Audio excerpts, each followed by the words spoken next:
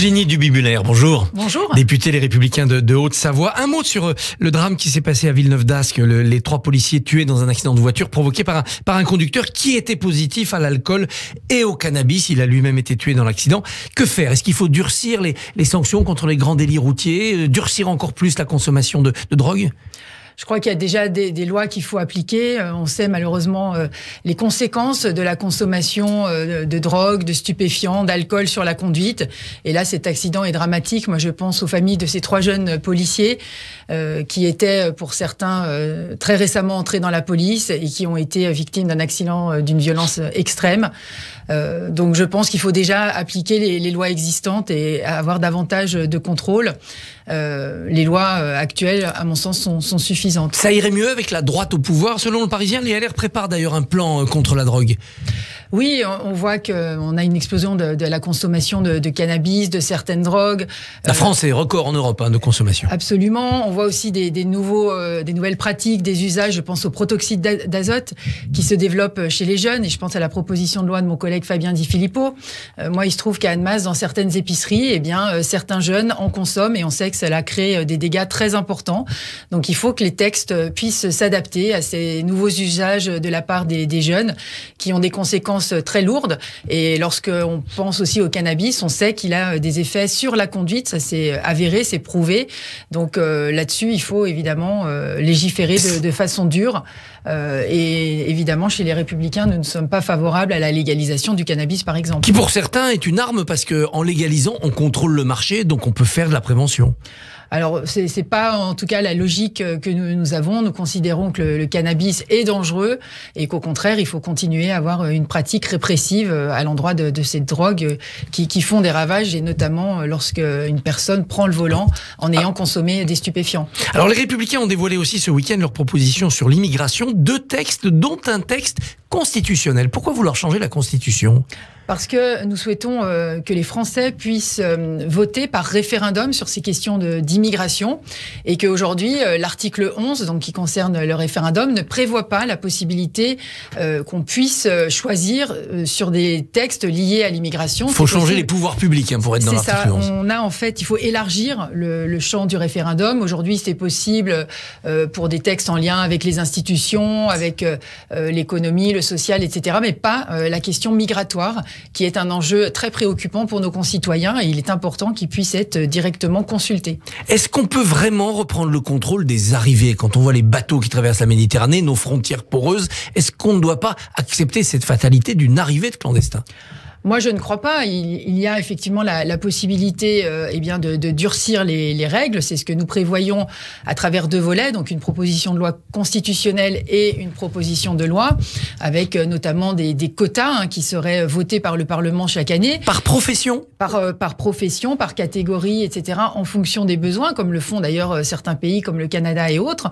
Et puis surtout, il faut renvoyer les personnes en situation irrégulière dans leur pays. Qui n'en veulent pas généralement. Comment on fait ? Alors, aujourd'hui, on sait qu'on a un certain nombre d'OQTF, obligations de quitter le territoire français, qui ne sont pas appliquées, c'est-à-dire que les personnes ne retournent pas chez elles, justement parfois parce que les pays d'origine ne délivrent pas les laissez-passer consulaires. Donc nous considérons qu'il faut conditionner ces laissez-passer consulaires à l'aide publique au développement de ces pays, parce que parfois, on leur donne de l'aide publique au développement et lorsqu'on leur demande de récupérer leurs ressortissants qui sont en situation irrégulière, ils mettent du temps à les délivrer. Donc là-dessus, il faut conditionner l'aide publique au développement à la délivrance de ces laissez-passer consulaires, par exemple. Vos projets de texte prévoient aussi de ne pas régulariser les clandestins, même quand ils travaillent. Pourtant, certains milieux économiques le réclament.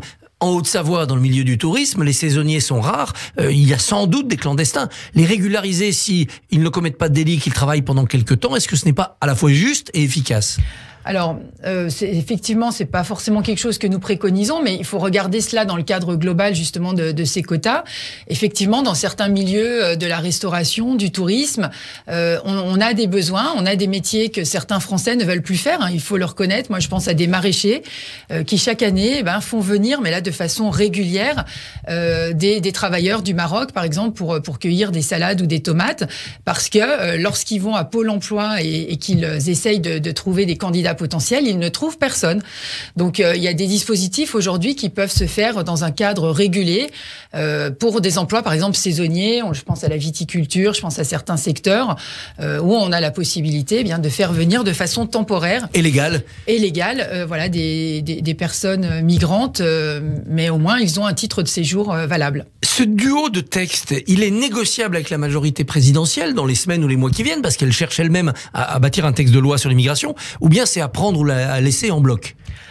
Je pense que c'est une base de travail et que maintenant, à la fois Gérald Darmanin doit discuter avec nos présidents de groupe, Bruno Retailleau et Olivier Marleix, et puis bien sûr Éric Ciotti en tant que président de parti.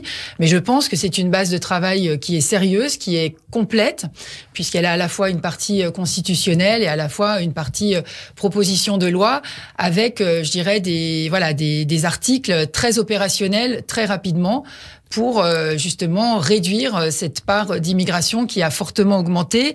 C'est plus 17% de hausse des titres de séjour sur 2022. Donc on voit que depuis un certain nombre d'années, ces chiffres augmentent inexorablement et qu'on est dans une situation très complexe, et je ne parle pas du cas spécifique de Mayotte. Où la droite propose d'ailleurs de supprimer le droit du sol complètement. Absolument. Moi, j'ai eu l'occasion d'aller à Mayotte. Quand vous connaissez la maternité de Mamoudzou, c'est 10 000 naissances. C'est la plus grande maternité d'Europe. Et effectivement, quand vous savez que vous arrivez et une femme accouche dans cette maternité, automatiquement, il y a la nationalité française qui sera permise. Donc, on voit qu'il y a eu un dévoiement, évidemment, de ce droit du sol, en particulier à Mayotte, et qu'on ne peut pas continuer ainsi. Aujourd'hui, à Mayotte, vous avez plus d'immigrés que de Mahorais. Vous avez été longtemps considéré comme une élue propre à rapprocher la droite et la majorité. Encore en novembre, le Figaro vous classait Macron compatible. Aujourd'hui, vous avez fait votre deuil de cette convergence, de cette coalition possible? Moi, je suis une députée pragmatique. J'ai toujours voté dans l'intérêt du pays. Je pense qu'il faut éviter la paralysie, le blocage. On est dans une situation très particulière. Je vois ce qui se passe en Ukraine, le contexte au Proche-Orient, une situation très délicate. Et moi, je ne souhaite pas que nous soyons dans une opposition stérile.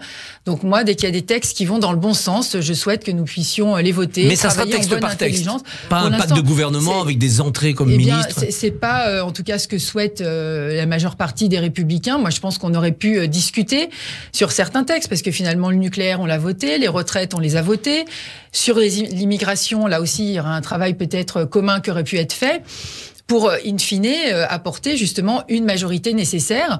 Mais voilà. Mais la droite est divisée sur cette. Mais la droite n'a pas la même stratégie, de travail avec la majorité actuelle. Mais encore une fois, pour moi, ça doit rester sur des textes qui sont importants pour nous et avec des garanties derrière. La loi de programmation militaire, par exemple, qui entre en discussion, vous la voterez? Alors, il y a la position du groupe, qui pour l'instant est de dire on attend l'examen à l'Assemblée nationale et en fonction des avancées, on regardera. Pour ma part, je pense voter pour ce texte. C'est quand même une hausse importante, 413 milliards qui sont programmés. Il y a des choses à améliorer. On a obtenu des avancées. Je pense par exemple aux 13 milliards puisqu'il y avait un écart sur les recettes prévues, et grâce à un amendement de notre collègue Jean-Louis Thiriot, on les a obtenus. Donc on attend encore de voir l'évolution des débats cette semaine. Mais pour ma part, au regard quand même des progrès qui sont faits et du budget quand même conséquent, ce sera plutôt oui. Je pense qu'il faut aussi penser à nos armées, et c'est aussi leur apporter une forme de soutien, évidemment, en votant ce texte, qui est quand même un effort significatif et qui va aussi sur différents volets, parce que il faut considérer qu'aujourd'hui, on n'est plus sur les trois piliers que sont l'air, la terre et la mer, mais on a aussi la question du cyber, de l'espace. Et là aussi, il y a des efforts importants qui ont été faits. Je pense aussi aux drones. On a des nouvelles façons, entre guillemets, de faire la guerre. Et il faut évidemment mettre des moyens très importants derrière. Et le 8 juin, quand la proposition de loi Lyotte pour abroger la réforme des Républicains, la réforme des retraites viendra en vote, vous la voterez? Alors non. Vous faites partie de ceux qui disent non. Allez, on ne revient pas à 62. Et combien seront-ils chez les Républicains à la voter? Je ne sais pas, Christophe Barbier, je n'ai pas ce chiffre en tête. Nous avons eu, entre guillemets, des consignes pour que nous ne revenions pas, entre guillemets, sur la loi qui a été promulguée. Après, on a certains collègues qui avaient voté la motion de censure. Donc j'imagine qu'ils seront libres peut-être de voter le texte de Lyotte. Certains l'ont déjà annoncé, du reste. Donc, nous essayons de retravailler, je dirais, la cohésion au sein de notre groupe politique. Et ce n'est pas simple, effectivement. C'est pas simple parce qu'il n'y a pas de chef.